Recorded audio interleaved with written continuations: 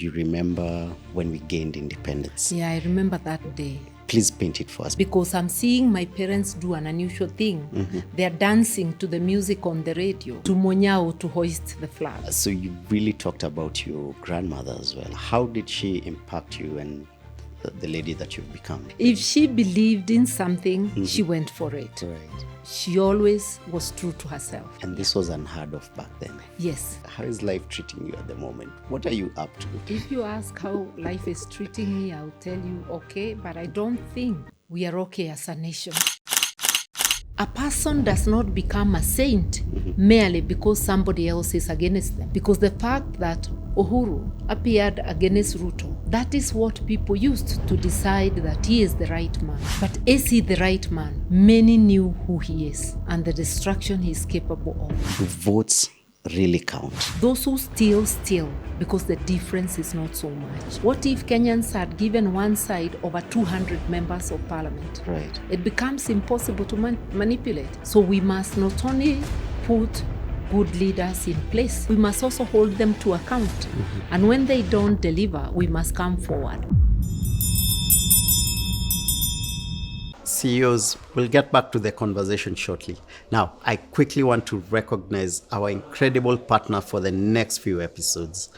This show is very personal to me, and I always want to bring you guys the best production quality and bring you the most inspiring of guests. And to achieve this, sometimes we need to work with like-minded partners who share in our vision. I am continuously astounded by companies that have been running for over a century. Like, how do you keep that legacy, that continuity, that culture going? This is something I deeply admire. Now, our partner, the company has been running for over 200 years. Ladies and gentlemen, Johnnie Walker. As business owners, we want to build companies that will outlast us. I see a lot of similarities between Johnnie Walker Blue and becoming CEO in that we both want to celebrate achievement, growth, and the journey of becoming the best version of ourselves. Johnnie Walker Blue, just like the guests we bring on this show, is defined by one, depth of flavor, like the bold character of a visionary leader. Two, depth in character, shaped by experiences. Just like every great CEO is forged through challenges and triumphs. Three, depth in heritage, just like the paths of the world's most influential leaders. And four, depth in complexity, where each layer tells a story, just like every decision made by a CEO builds towards greatness. Like every leader we bring to our show, Johnnie Walker Blue is not just a drink, it's a symbol of mastery, wisdom, and ambition. Now let's get back to the conversation. Classmates, mko fiti? Karibuni tena to yet another episode, another concert for businessmen. And today I'm just so overwhelmed and so excited just for the powerhouse that is seated right next to me. And I just can't wait to dive into the conversation. We're still filming at Longonot Place. Come check them out. Book your staycation with them. They have amazing rates. Wambiwa kupatie discount ya field director. Honorable Mother Karua, how are you? I'm good, and yourself? I'm so excited. I have been waiting for this conversation for long. So thank you so much for honoring us with your presence. And I'm going to start here. How is life lately? How is life treating you at the moment? What are you up to? If you ask how life is treating me, I'll tell you okay, but I don't think we are okay as a nation. Yeah. Okay, we're hurting. We're hurting. Yeah. Wow, right to it. But I think life has generally been kind to me, even with the ups and downs. Right. Life has been kind. You finally got time to write a book.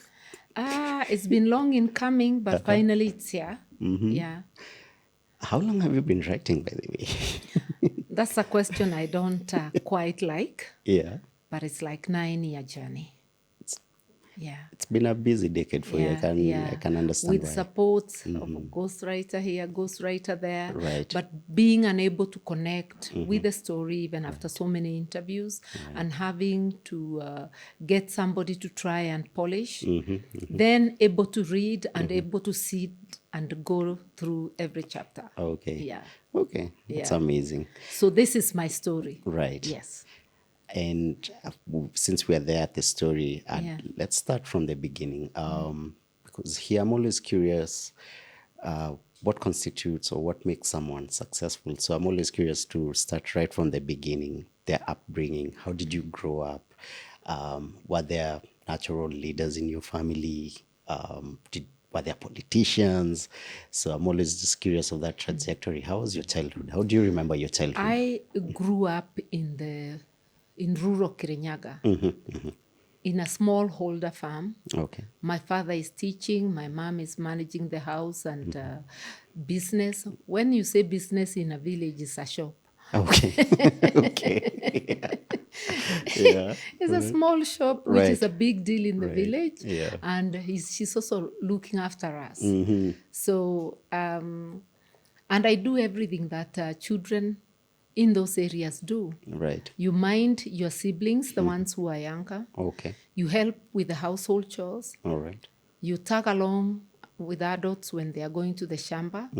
So you practically do everything, and you still play because you are a child. Yeah. Even when you have a child on the back, you still be playing. Right. Even when you are sent to the farm, you play in the farm. Okay. So being a child, Yeah. yes, and going to school Right. barefoot. My first writing lesson with my finger on the soil. Okay. Then come the slates or the little boards, and we start writing on them. Right. Then finally the book. Wow. So if you're asking whether there were leaders in my family, Yeah. I want to boldly state every family has leaders. Yeah. Yeah.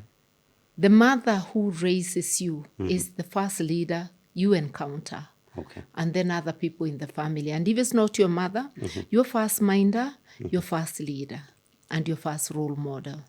And then all those around you. My setting was that my paternal grandparents lived with us. Okay. Okay. My paternal grandfather died when I was still young.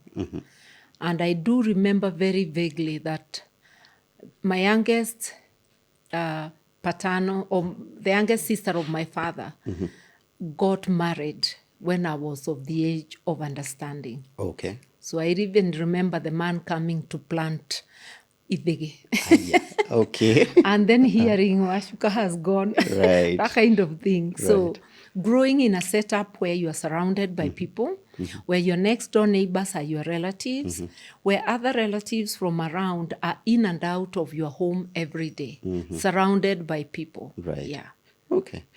I mean, I just got your book this weekend, so I'm a slow reader, so I'm halfway there. And so you really talked about your grandmother as well, Yeah. and how strong and defying she was at that A time. very strong-willed woman Right. who knew what she wanted.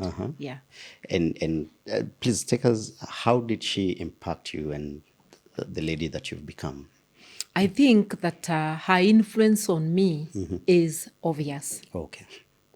Apart from storytelling, I also saw her in action, as you will see in some of the scenes in the Yes. book.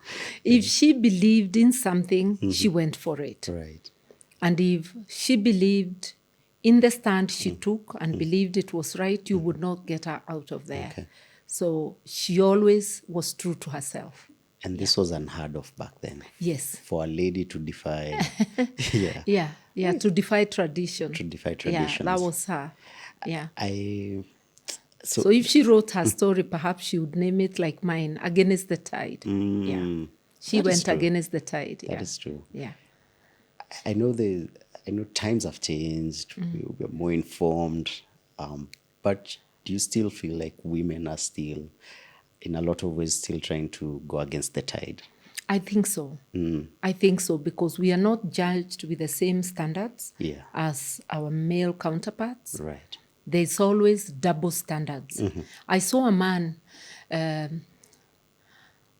who I would say is unfortunate that he's called a leader because he's a member of parliament. I can't remember his name, and I thank God I can't. He said some words like, there should be no nomination of women because they sleep with men to be nominated. Now, I know a lot of men who have been nominated to parliament, to Senate. Yes. Perhaps he would like to tell us with whom they slept. to be nominated. Because these are double standards. A person like Moses Wetangula started his political journey through nomination by KANU. Uhuru Kenyatta. Anyang Nyong'o was at one time a nominated MP. Right. Although for Anyang, that's not how he started his career. He started being elected. Okay. And 1997, when he didn't get elected and he was backing Gilu for presidency, Gilu's party, Social Democratic Party, nominated him. So I'm saying men and women have been nominated. And it is terrible to make a generalized statement because we know it is not true. Okay. We can talk of individual per individual, but generally speaking, you cannot demonize a process. Right. A nomination is an election, a different election. No party puts people's names forward unless if in one way or the other they're affiliated with the party, they have worked for the party during campaigns. Right. That's he's talking like an entitled Right. brat, shall I say? Please go for it. Wow. I recently I've been doing a lot of work around gender-based violence, and so now I'm more aware of what women go through. Imagine that's verbal violence. Yes, it is. Yes, it is. Yes, it is. And so just I started on your book, and I'm like, wait, I'm just one chapter in, and you're already documenting how there was violence around your home, especially to your grandmother. And I think there was somewhere in the book where she rescued your aunt, if I'm not wrong. Yeah. She was being beaten by the husband. I'm like, it's crazy to me how common it is for women to go through violence. I saw and statistics. How normalized it gets by society. Yeah. That people don't get all that outraged. Yeah. I saw statistics somewhere where they said 1 in 3 women has gone through violence or will go through the violence or is currently going through violence. And that for me is just too high. And most of it happens around the home or with people you know. Yeah, unfortunately. Yeah. Do you have an answer as to why? Have you ever, because I know you've worked a lot in that space. I don't think anybody has an answer. And this is not something peculiar to Kenya. Yeah. It may be higher. The statistics show we have a very high rate currently. But violence against women, you'll find it in the UK, you'll find it everywhere. Yeah. Wow. I did a conversation where I went around the counties, and for me, it just blew I have a daughter who's 5 years old, and it was the reason I decided to find out, we see a lot of femicide news and we see a lot of defilement news on the TV.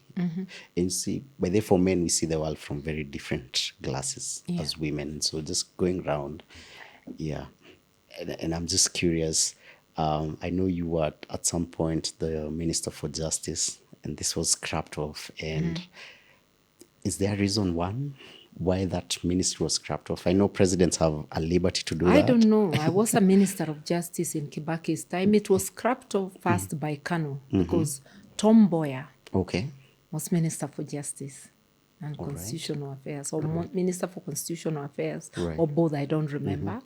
He was the first. Then comes Charles Jonjo. Then again is scrapped. Then Kibaki comes in and I become Minister. Kiraito becomes Minister for Justice. I become Minister for Justice and I resign. And then it goes firstly to Mutula Kilonzo and then to Eugene Wamalwa. And after that, when Uhuru comes in, it is scrapped.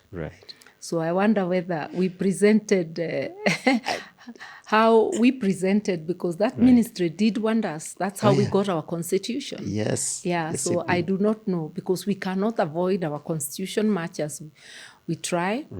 You can combine it with the AG's office. That's what they do in Uganda, in Ghana.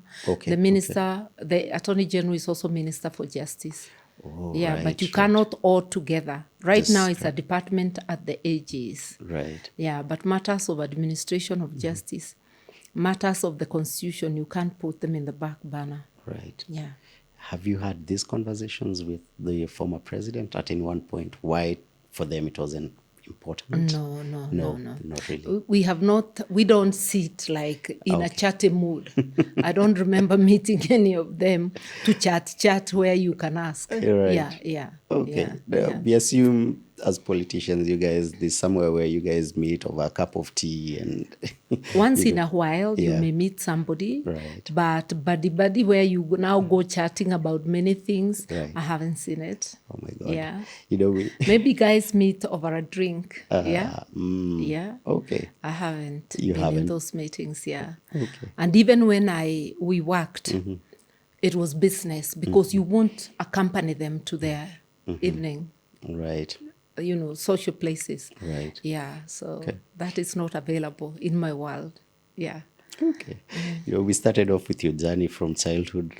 Naona tumeruka kwingine, so I'll just take you back there. Yeah. So, first of all, just something else you detail a lot in your book, which is you remember when we gained independence. Yeah, I remember that day. Please paint it for us, because in my head I can't fathom such a day. Like, that would be such an amazing day. I think I just remember the evening. Yeah. Because significance comes in the evening. Because I'm seeing my parents do an unusual thing. They're dancing to the music on the radio. Right. Okay? Right. And people outside, because in the neighborhood there will be the next farm. You can hear people at the shopping center talking on top of their voices. And then at a certain time, we are all told to go out of the house. Okay. And remember, it's pitch dark because there are no lights. Right. And we are all facing the mountain, Mount Kenya. Yeah. And we start seeing bursts of light. And they're saying those are the signals. And then finally they say the flag has been hoisted. Right. And the radio is singing to Monyao to hoist the flag. The flag. There are those songs going on, everybody picking up and singing. And then my parents, my dad saying, now we are independent. Then from the next day onward, because that time there wasn't much between us and the mountain. There was still the Mount Kenya forest, but not much else, so you could see clearly. Okay. And my mother is all the days trying to show us the flag on top of the mountain, fluttering on the top of the mountain until it disappeared. Yeah. I'm sure you were pretty young. First of all, there are details that, for us, the way history was taught, we were told when we gained independence, Munyao hosted the flag up in Mount Kenya. Well, we sang the song as he did it. That's the thing for us. So that song is imprinted in my mind because I sang it. Right. And we were singing it. Yeah. And I knew even the adults were excited. So it is the excitement that gets to you. Yeah. And that's what you remember. Right. Yeah. So I do remember vividly that evening. And from then on, hearing we are independent, not that I knew what that really meant. Yeah, but I knew it was a momentous occasion. Okay. Yeah. Wow. I mean, you most probably then had conversations with your parents, and did they ever say something changed after that day? I think a lot changed, really, because I do remember even as I was going to school later on, which means it's like a year on or two, they were still trying to get the Mau Mau from the Mount Kenya forest. And the member of parliament, I remember, was Lucas Ngureti, Kamau Ngureti. Okay.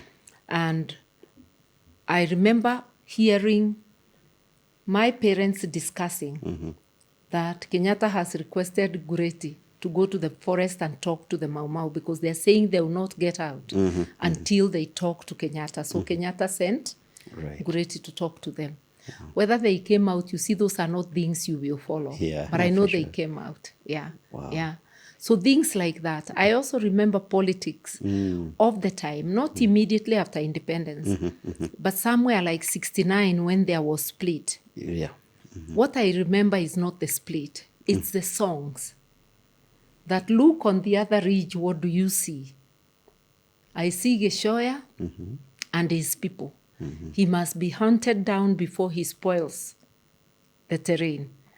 So anybody now who was in Odinga's camp, Yeah. they were singing that way. Because they were saying Gishoya, Odinga, and another man who later became the party chairman, DP, when I entered DP, Right. the late Councillor Kateri. So I would hear songs like that, Yeah. demonizing. Not that I knew they were being demonized, but you hear people singing, they should be hunted down.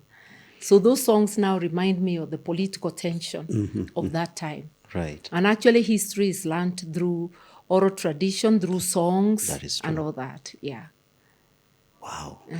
So because I know you're an ardent reader and you love history. So by the time the politics bug, touched you, did you go back to try and figure out where we went wrong as a country? Where did we start being so tribal? Because I mean, we've just gained independence. We're all happy. Why? I think 69, the thing, that Yeah. must have been the time we deepened. Okay, the Mzungu was still putting one community against the other, but that did not deter Kenyans from coming together to get independence. Right. It still did not stop them during the Kenyatta era for Kadu and Kanu to come together to solidify and push the transformation forward. Right.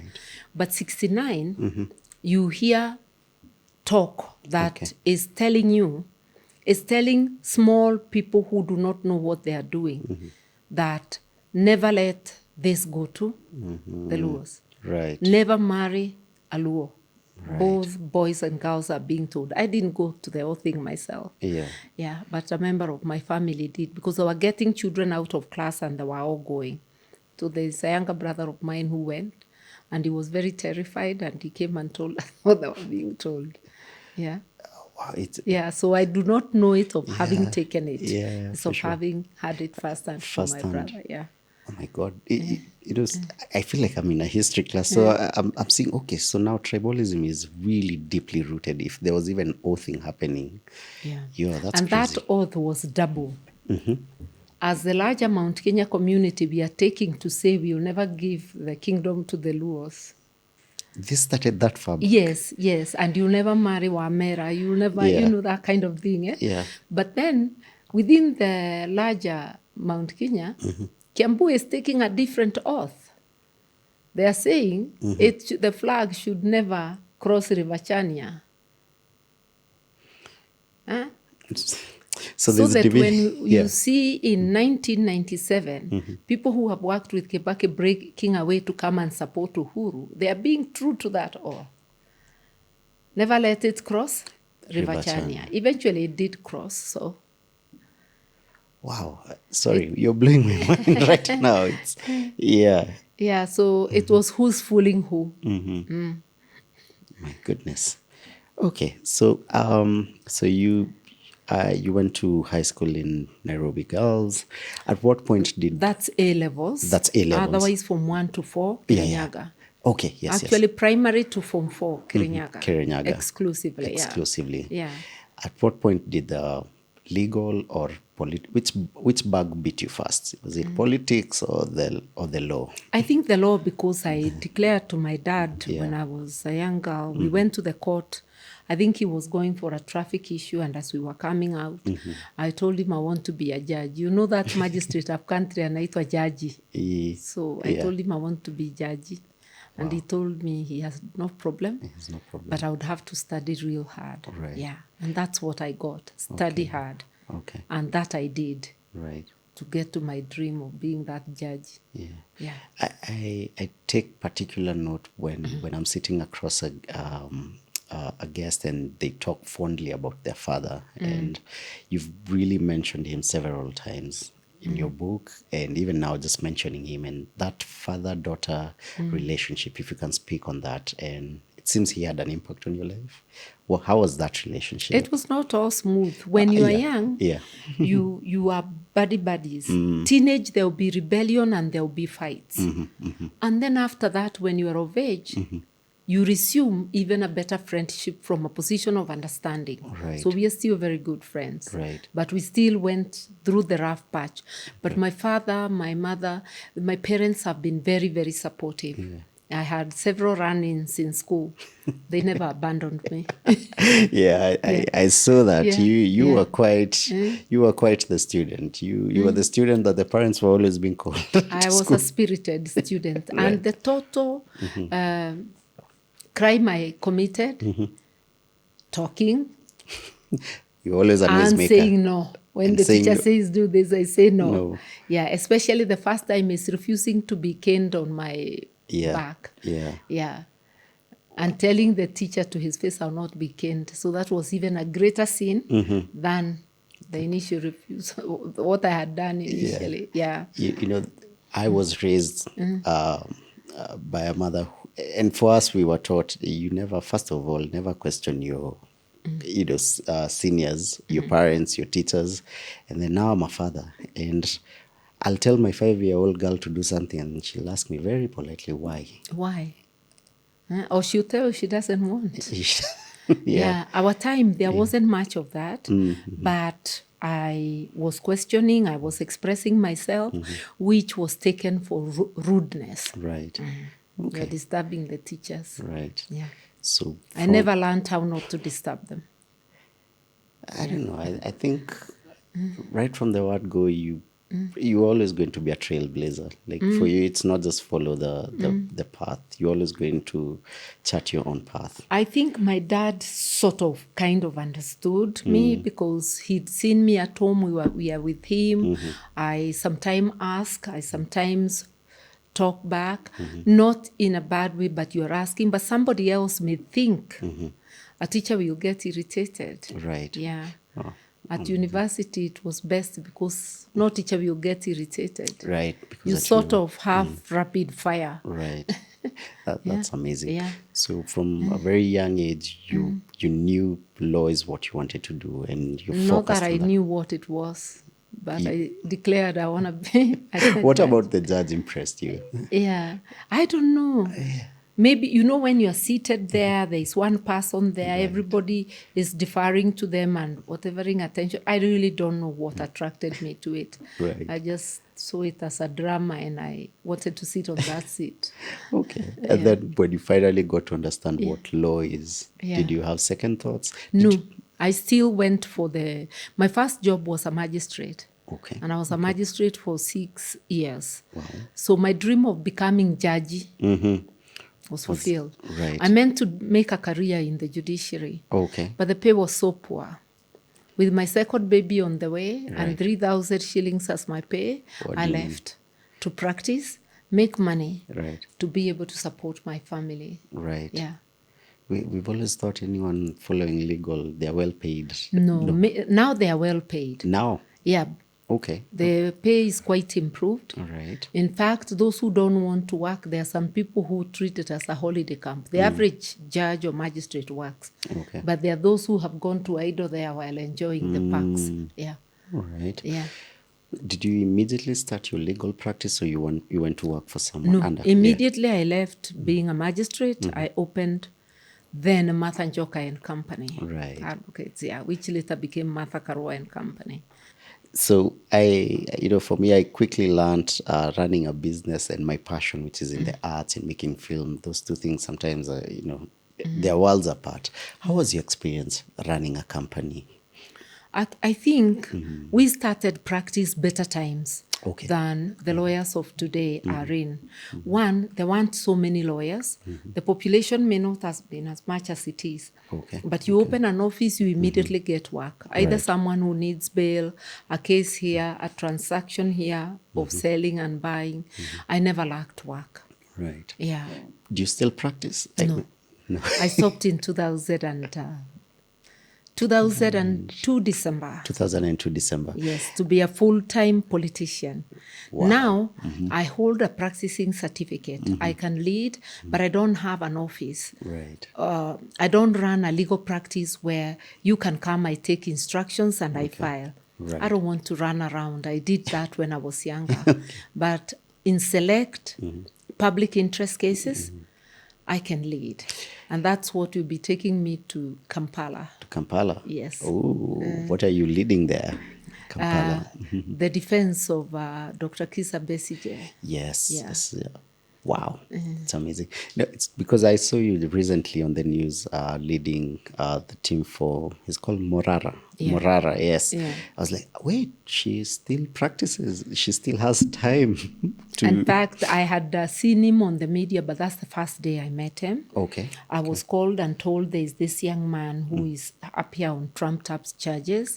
And because it looked political, because he had been vocal, Yes, yes. by going to protect him, we were protecting everybody else, including ourselves. Right. So we went and we argued against the charge. It was defective. Yeah. It was meaningless, and the court agreed with us. Wow. Yeah.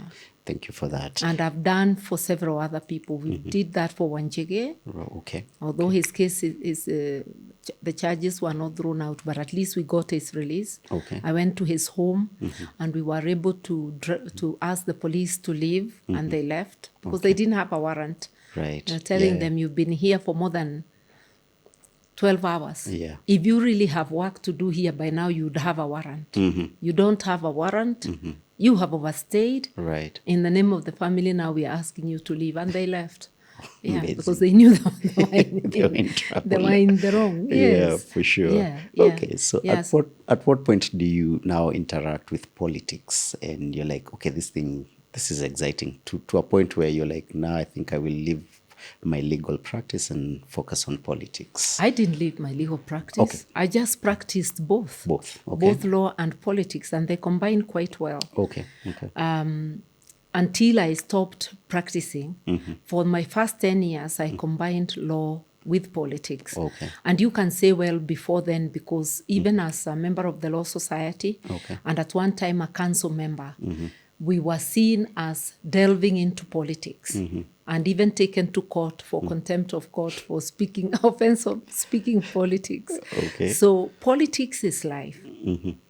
It matters governance. Okay. It matters about the rule of law. When we talk about human rights, like when we talked about Besige or many Kenyans who have been abducted, there's somebody who will see it from a political angle. Right. But it is a legal and constitutional issue. That is so the line between law and politics is very thin. And because politics, especially parliament, is about legislation, it is very similar to law. To law. Yeah. That's true. And a lawyer represents. Yeah. A member of parliament represents. Right. It really gels very well. Wow. Yeah. What year did you decide, now I'm going to run for office? Or how did your political career start? I think we are here in the Law Society pushing for multi-party politics between 80 and 90, not 80. When did I get out? 87. When I started to practice and very quickly got in the politics of the Law Society. And multi-party comes December 1991. Okay. And I decide to run. I don't decide immediately. Okay. I get people asking me, are you going to run? And I'm like, what? Wow. And then I say, if it's going to advance the cause of democracy, yes, I will. And then by 1st of January, I have decided, yes, I will run. Right. You know, even though I had previously said I want to be a member of parliament, it's not as though it stays in your head permanently. Yeah.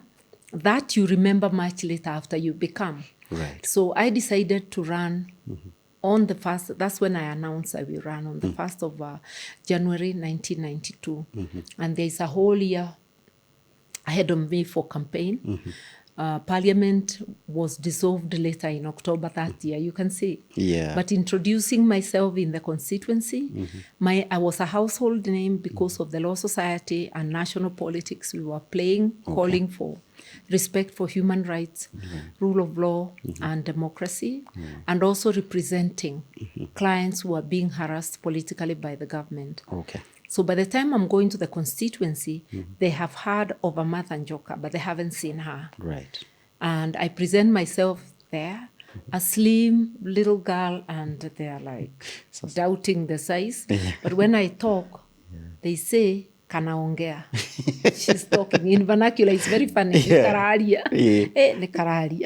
So they would listen. So by the time I went to football matches. You know, you just insert yourself where there are people. Yes, You go to a church here, you go to this function here, and you become a buzz. Right. So by the time Parliament is being declared dissolved, there are already vibes in the ground. Okay.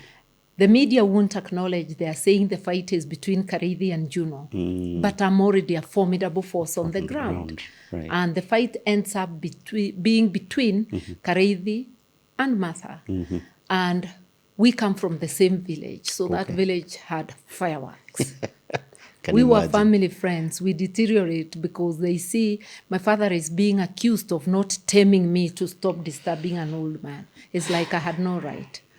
So fireworks. Yeah. And I emerged victorious, courtesy of youth and women in the first instance, but eventually I also got quite a chunk of the male vote because I had double his votes. Wow. Yeah. And this is the first time you're running? Yeah. Wow, that's amazing. Akona kitu 11,000 something, I'm on 21,000 going 22. Wow. So it was quite okay. It was a good victory. Let me tell you, if now the filmmaker side of me, if there's a part of the politics that I eventually want to write stories about and films about, it's that campaign period. I know you've had so many experiences, right from running for being a member of parliament to now on a national scale in the last general election. How is that period? For me, sitting from outside looking in, it looks like a crazy period. It doesn't even look like you sleep. Completely crazy. Yeah. A little bit of it was captured by Domi Yambo. Okay. If women counted, you see small snippets. Right. And they took them there in the village when we were campaigning. Right. So you see bits of that. Right. And then others can be reenacted. It's a time like no other. Initially, when I go there, his supporters laugh off and say, let's see how far this little thing can go. Literally, that's what they're saying in vernacular. Yeah. And as I go around, they realize the ground is shifting. By the time he wakes up, because he was saying he will let me jump around. When I get tired, he's going to come with one swoop. It didn't happen. It didn't happen. I'd already entrenched. 2013, you're running for president. Yeah. 2022, I'm a running mate, yeah. How does campaigning on a national level look like? It's just like on the constituency level, but you're in a national platform and therefore you are going to virtually everywhere. That's the difference. Right. And therefore, you've got to understand local issues of each place. National issues will remain the same. Yeah. There is a constant. Right. But you must localize that politics, anchor it with a local issue or issues wherever you go. So that's the difference. So does that mean every time before you go to a new town, there has to be a briefing? You have to do your research about I think yes, because you're not going alone. Yeah. There are locals, there are people of that area. Yeah, who are going to speak before you, so you are going to know the issues. Even if you have not caucused, you'll be hearing the issues. And it's always good to let the locals address you first before you address them. I'm trying to think about the mental, the physicality of it. Especially, I'll speak about 2022 because it's the most recent. Chophouse helped us. Yeah. So you could go to 20 places all at once, and they're cutting down on travel time, on the body fatigue. Right. You're still tired, mind you, but it really helps. In 2013, I went to every county. That's when the counties were new. And All I slept 47. virtually in all of them. I slept in Mandera, in Wajir, in Garissa. I went everywhere. I went to Turkana. I remember telling a colleague member of parliament from Turkana the places I've been, and he had to admit he's a Turkana and he hadn't been there. I really toured extensively. The whole of 2012, 2011, I was out campaigning while still doing my work as a parliamentarian. Right. Yeah, and I have intimate knowledge of most parts of this country, for which I'm very grateful, because it's good to know your country. Yeah. It's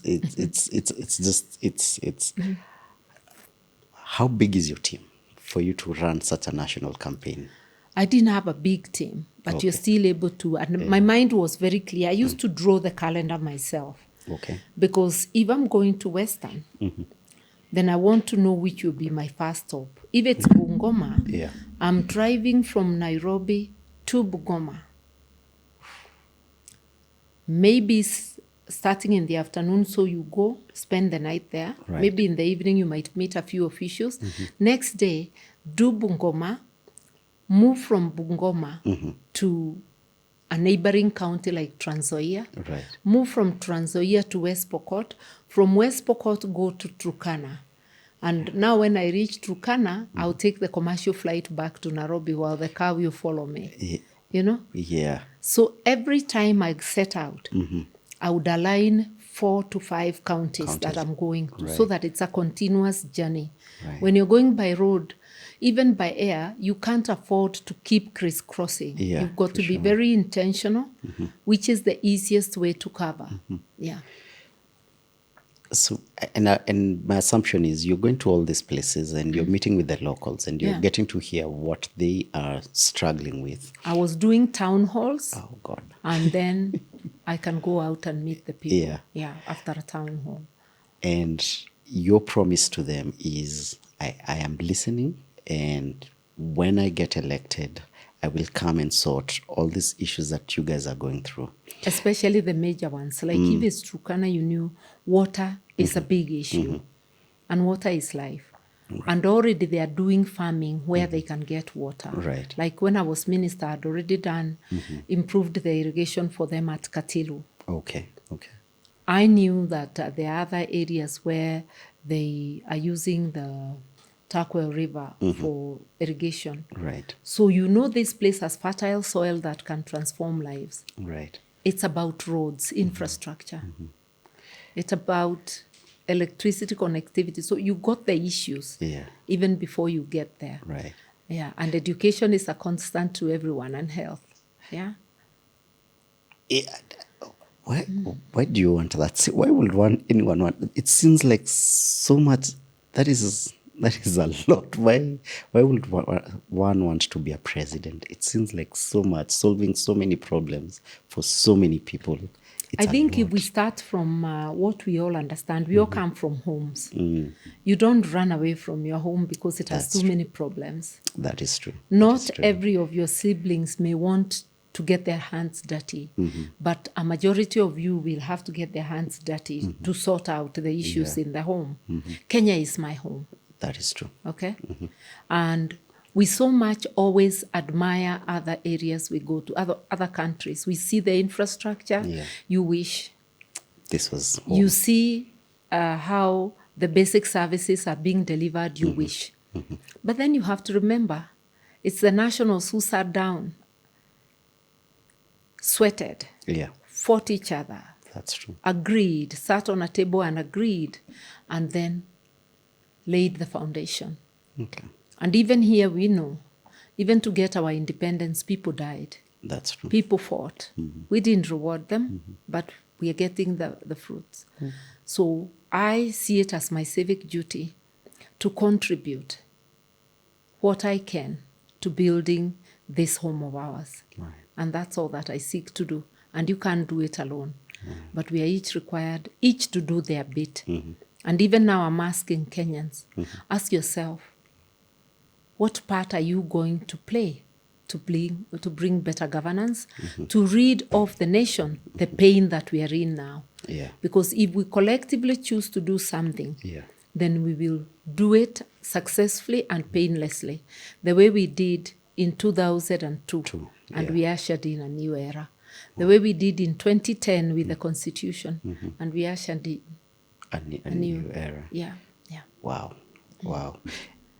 You touring the entire country, and you're a mom.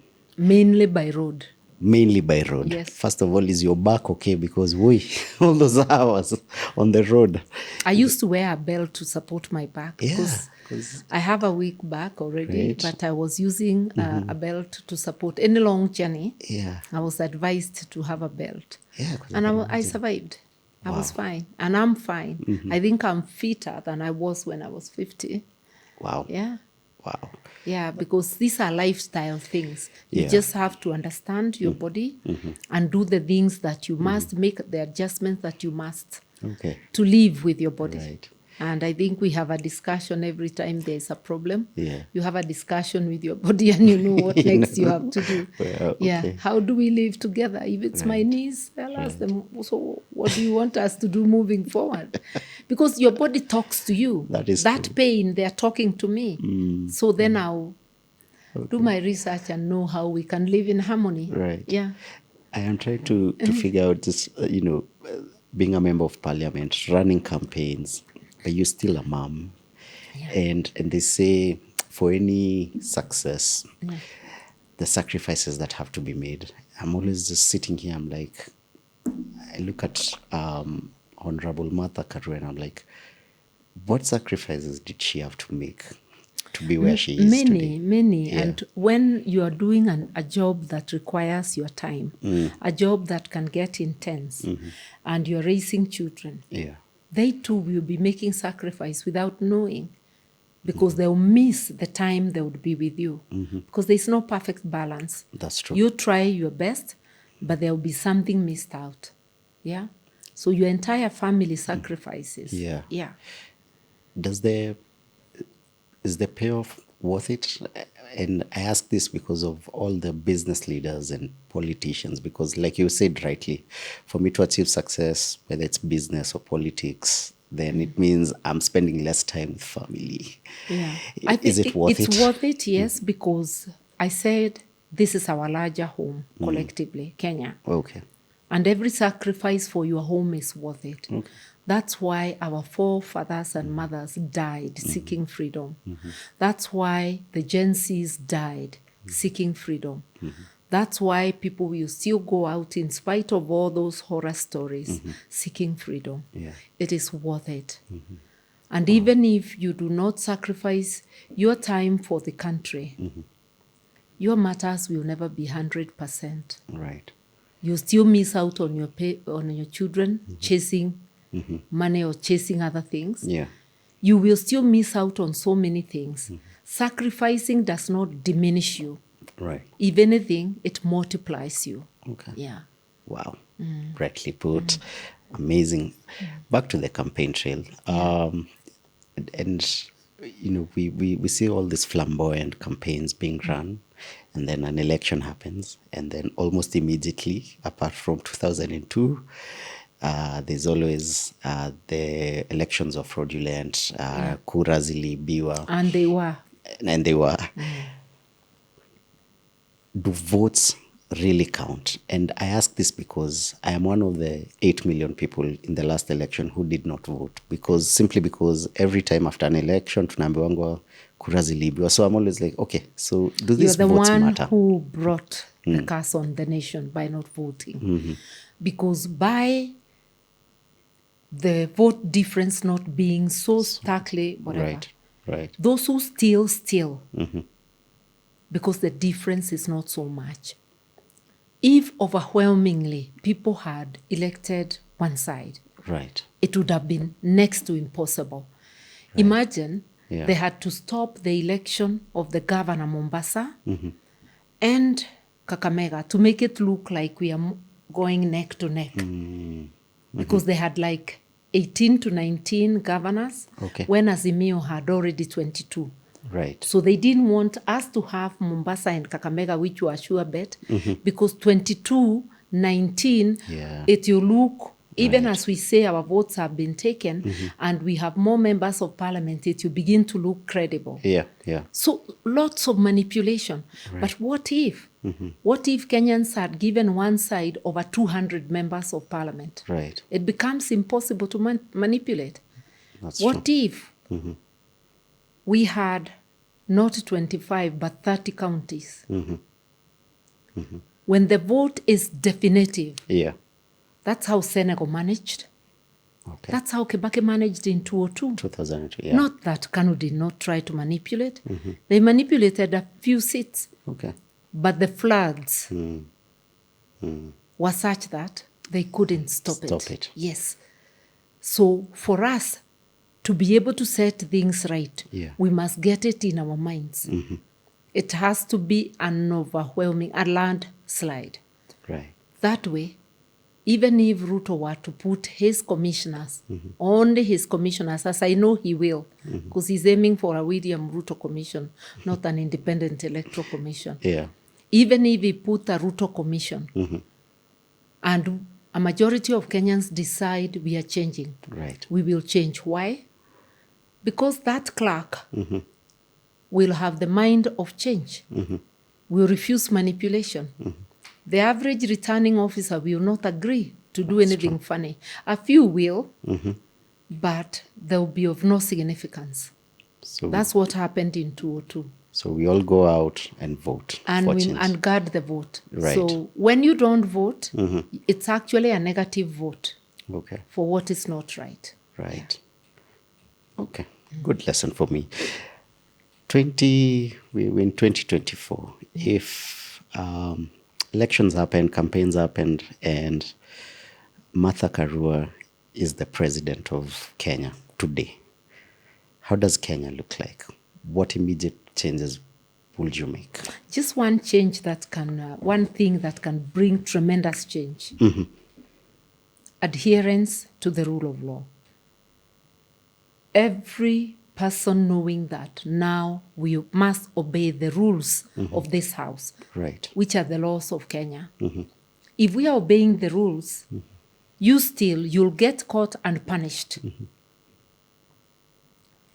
If you are abusing our property, like vehicles, like what, you will be punished. Right. I love that. If you are stealing funds that belong to the people, you'll be punished.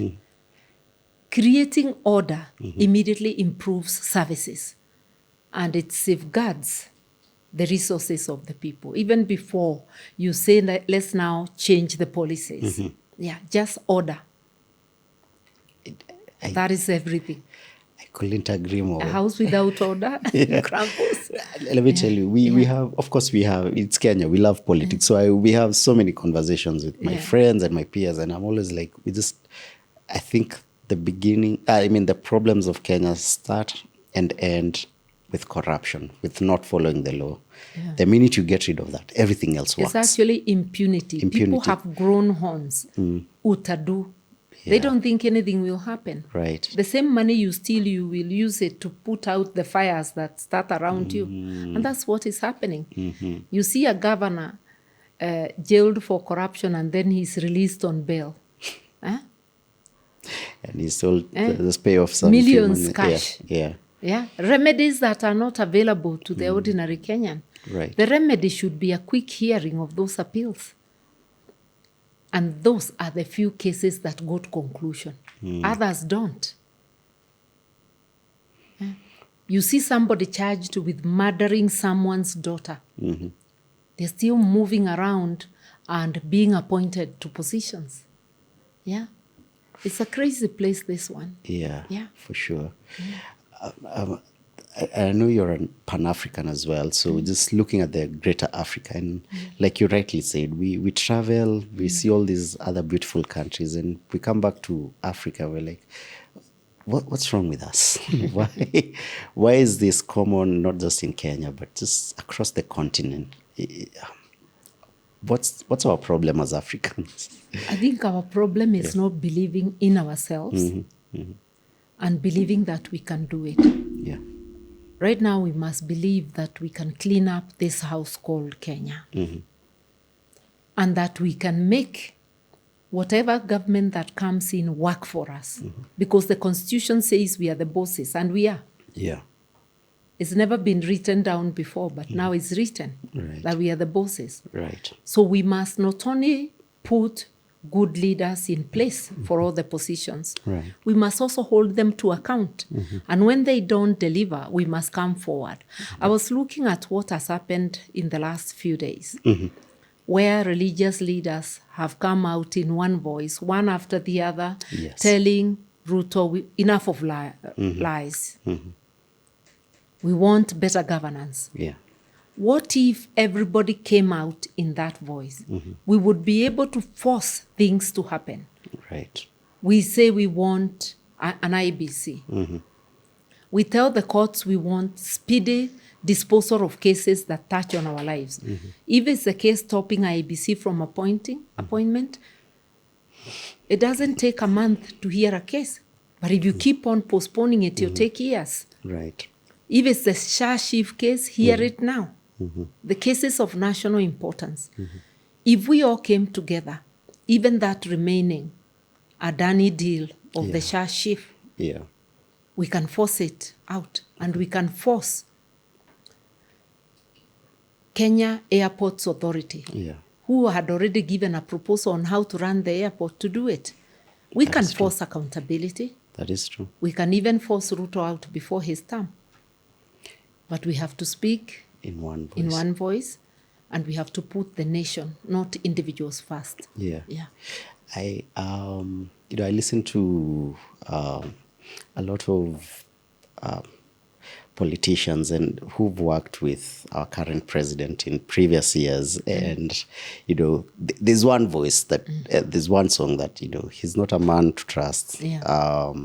I mean, you've been pretty vocal about him for very many years. And I'm always seated here, I'm always thinking, okay, so all of you really, there's no way we would have stopped him. How did he end up being president? There are people who knew who he was, but you get greedy and think he is pulling enough people. This is the way I'll get my seat. If people are to be true to themselves, many knew who he is and the destruction he's capable of. And then there are others who are as destructive as him. So all they care for is lining their pockets with public offers. So they were in the right company and they went there knowingly. So we have all those groups. A few may have been duped. But I keep on saying, Kenyans, let's come off it. We were not duped. This guy had scandals, and he continues to amass scandals, economic scandals that reveal economic crimes. Right. Everybody knew that corruption scandals were always following his name. Right. He never stood anywhere to say he has denounced corruption. He never put forward any proposal that he will fight corruption in order to develop. That's true. Therefore, he did not lie. We deliberately wore blinkers and refused to see him for who he was. We duped ourselves. And tomorrow you dupe yourself, same result. You see, a person does not become a saint merely because somebody else is against them. Because the fact that Uhuru appeared against Ruto, that is what people used to decide that he is the right man. But is he the right man? Today, Ruto is against Gachagua.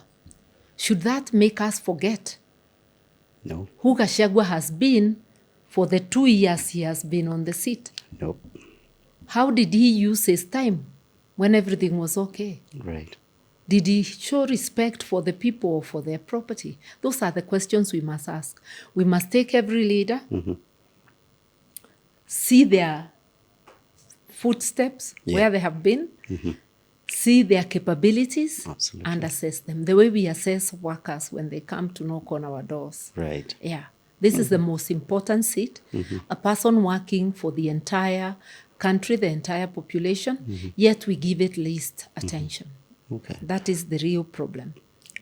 Okay. I know your time is far much gone, and I'm just curious how your day looks like. You seem like you have a hectic schedule. Do you have daily practices? I heard you mention about you being stronger now, much more fitter. Are you more into a gym regime? I know you golf. I walk. You walk. Okay, that's you. In fact, in the gym, I can only use the treadmill. Okay. and little weights. I don't Right. go to the gym. I gym at home. All right. Yeah, because I'm not allowed to use too many machines. I said you must talk with your body and know what you can and Right. you can do. Absolutely. So there are specific things I can do to keep myself, Okay. whatever. One of them is swimming. Okay. One of them is golfing. Awesome. And the one I do most regularly, walking. All right. Top 3 books, your favorite 3 books. My favorite 3 books. Yeah. I don't know what I'll tell you. If you ask me biographies, I'll say Michelle. Okay. Or her books, by the way, because she wrote Becoming and the Light We Carry. Very delightful books. Right. Then there's this other guy who is religious. Change Your Mind, Change Your World. The guy who lived in Maui Island. I'm forgetting his name. Oh, I haven't read that one. You know? No. Yeah. Wayne Dyer. Okay. Wayne Dyer. All right. Which others?